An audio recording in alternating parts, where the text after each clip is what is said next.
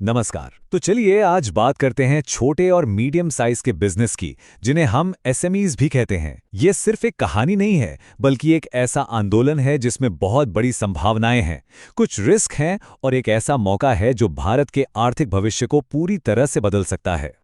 तो आज हम क्या क्या देखने वाले हैं। सबसे पहले हम समझेंगे भारत का बिजनेस लैंडस्केप कैसा है, फिर एक आम फाइनेंशियल ट्रैप को समझेंगे और आखिर में ये देखेंगे कि निवेशक असल में एक कामयाब बिजनेस में क्या ढूंढते हैं। इस बड़े मौके को ठीक से समझने के लिए सबसे पहले भारत के बिजनेस इकोसिस्टम को समझना जरूरी है। सोचिए, ये एक फनल जैसा है जिसमें लाखों लोग घुसते तो हैं, लेकिन बहुत कम ही दूसरी तरफ से बाहर निकल पाते हैं। ये कहना गलत नहीं होगा कि भारत उद्यमियों का देश है। यहाँ 6.33 करोड़ एमएसएमईज हैं। ये नंबर दिखाता है कि देश के कोने कोने में बिजनेस करने का जज्बा कितना जिंदा है। पर यहाँ एक पेच है। उन 6.5 करोड़ में से सिर्फ 3 लाख बिजनेसी एसएमई बन पाते हैं। ये बहुत ही बड़ा गैप है और ये हमें एक बहुत ज़रूरी सवाल पर ले आता है, ऐसा क्यों है? अब ये जो इतना बड़ा गैप है वो सिर्फ मार्केट फोर्सेस की वजह से नहीं है। अक्सर इसकी जड़ एक खास तरह की सोच में होती है, एक महंगा जाल जिसमें कई काबिल उद्यमी भी फंस जाते हैं। तो चलिए अब उस दुविधा की बात करते हैं जिसमें ज्यादातर ग्रो करते हुए बिजनेस फंस जाते हैं। ये एक भ्रामक चॉइस है। आज का छोटा फायदा देखें या फिर लंबी दौड़ का बड़ा इनाम। इसे समझने के 2 रास्ते हैं।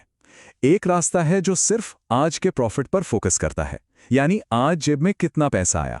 दूसरा रास्ता है जो पूरी कंपनी की वैल्यूएशन पर फोकस करता है, यानी भविष्य में ये कंपनी कितनी बड़ी दौलत बन सकती है। चलिए एक क्लासिक केस देखते हैं। एक बिजनेस ओनर ने सोचा कि टैक्स पर 40 लाख बचा लिए जाएं तो प्रॉफिट कम दिखाते हैं। सुनने में तो बड़ा स्मार्ट मूव लगता है ना? लेकिन इस एक फैसले ने उनकी कंपनी की वैल्यू को 22 करोड़ रुपए कम कर दिया। क्यों? क्योंकि कंपनी की वैल्यूएशन अक्सर उसके रिपोर्टेड प्रॉफिट पर ही तय होती है और इन्वेस्टर सिर्फ ऑफिशियल नंबर पर ही भरोसा करते हैं। और यही है वो सबसे बड़ी गलती। थोड़े से पैसे आज बचाने के चक्कर में भविष्य की करोड़ों की दौलत को दांव पर लगा देना। तो सवाल यह है कि क्या कोई आज के लिए काम कर रहा है या आने वाले कल के लिए? तो सवाल यह है कि कंपनियां इस जाल से निकले कैसे अपनी छिपी हुई वैल्यू को बाहर लाएं? इसका जवाब ना एक कच्चे पत्थर को तराश कर हीरा बनाने की कला में छिपा है। ये एक 3 स्टेप की प्रोसेस है। सबसे पहले आता है पत्थर, यानी कंपनी की असली क्षमता जो सिर्फ मालिक को पता है। फिर आती है पॉलिशिंग, मतलब कंपनी को लिस्टिंग के लिए तैयार करना, सारे नियम कानूनों को मानना। और आखिर में सर्टिफिकेशन, यानी एनएससी या बीएसई जैसे बड़े एक्सचेंज पर लिस्ट होना, जिससे उसकी असली कीमत दुनिया के सामने आती है। और ये कोई हवाई बात नहीं है। आंकड़े भी यही कहानी कहते हैं। एसएमई प्लेटफॉर्म से पैसा जुटाने का चलन साल दर साल तेजी से बढ़ रहा है। ये दिखाता है कि ज्यादा से ज्यादा उद्यमी अपनी असली क्षमता को अनलॉक करने के लिए ये रास्ता चुन रहे हैं। पर एक बात समझनी होगी, लिस्टिंग का मतलब सिर्फ पैसा जुटाना नहीं होता। ये एक पूरा ट्रांसफॉर्मेशन है। जैसे एक कैटरपिलर तितली बन जाता है, ठीक वैसे ही ये बिजनेस को जड़ से बदल देता है।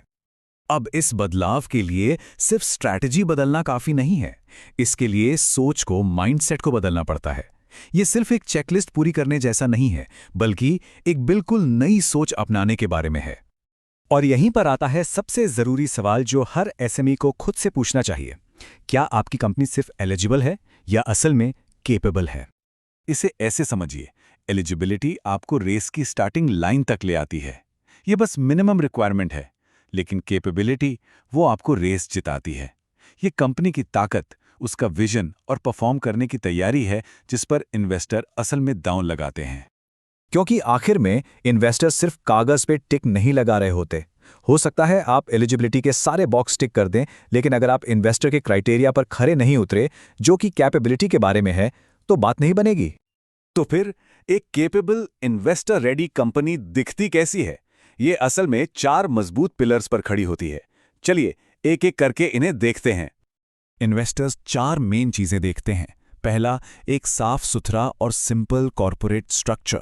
दूसरा, ऐसी फाइनेंशियल रिपोर्टिंग जो सिर्फ गुजरे हुए कल की नहीं बल्कि आने वाले कल की कहानी बताए। तीसरा, एक मजबूत बिजनेस ढांचा जिसमें लीडरशिप क्लियर हो। और चौथा और सबसे जरूरी, मजबूत गवर्नेंस जो भरोसा जगाए। ये सब करने के लिए ना बिजनेस के मालिक को अपने सोचने के तरीके में एक बड़ा बदलाव लाना पड़ता है।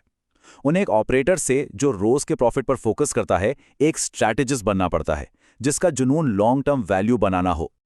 ये सफ़र एक प्राइवेट बिजनेस को एक पब्लिक इंस्टीट्यूशन बना देता है, और तब ये सिर्फ मालिक के लिए पैसा नहीं बनाता, बल्कि अपने कर्मचारियों, इन्वेस्टर्स और पूरे समाज के लिए मौके बनाता है।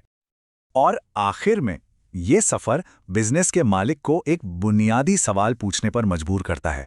क्या ये कंपनी सिर्फ अपनी दौलत बनाने के लिए है या फिर एक विरासत छोड़ जाने के लिए? तो ये समझना बहुत जरूरी है कि एसएमई प्लेटफॉर्म सिर्फ पैसा जुटाने का एक जरिया नहीं है। ये भारत के इकोनॉमिक ग्रोथ का एक पावरफुल इंजन है, जो आने वाले कल की बड़ी कंपनियों को घड़ रहा है। तो हम इस सवाल के साथ खत्म करते हैं, किसी भी बिजनेस के अंदर छुपी असली वैल्यू आखिर है क्या, और उसे बाहर निकालने के लिए किस तरह के दिमागी बदलाव की जरूरत है। ये सिर्फ फाइनेंस की बात नहीं है, ये नजरिए और मकसद की बात है।